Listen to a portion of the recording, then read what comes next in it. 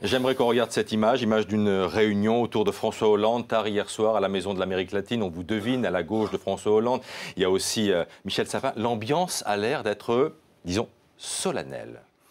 Il était nécessaire de se rencontrer, de discuter pour faire un peu un point sur la situation. Donc, moi, je suis arrivé du Mans à 22h30 à Montparnasse et j'ai eu le temps d'arriver juste.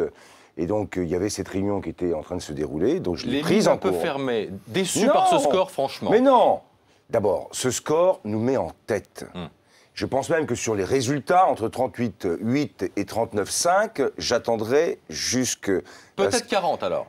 Voilà. J'attendrai jusqu'à ce que la haute autorité valide l'ensemble des résultats. Et puis ensuite, à nous de créer maintenant la dynamique pour le deuxième tour. Bon, c'est une autre élection. Bon, qu'est-ce qu'il va falloir faire? Il va falloir faire des concessions à Arnaud Montebourg sur un certain nombre de dossiers, la démondialisation, la mise sous tutelle des banques. Vous y êtes prêt à ça? Nous allons avoir une démarche qui va chercher à rassembler le plus largement possible pour le deuxième tour. Mais rassembler, c'est faire des concessions. C'est avoir une ligne qui garde la cohérence qui a été la nôtre. Et c'est en même temps être capable d'écouter et d'entendre ce qui a été dit par d'autres et qui est dans ce qu'on appelle aujourd'hui une inquiétude par rapport à ce qu'est la mondialisation.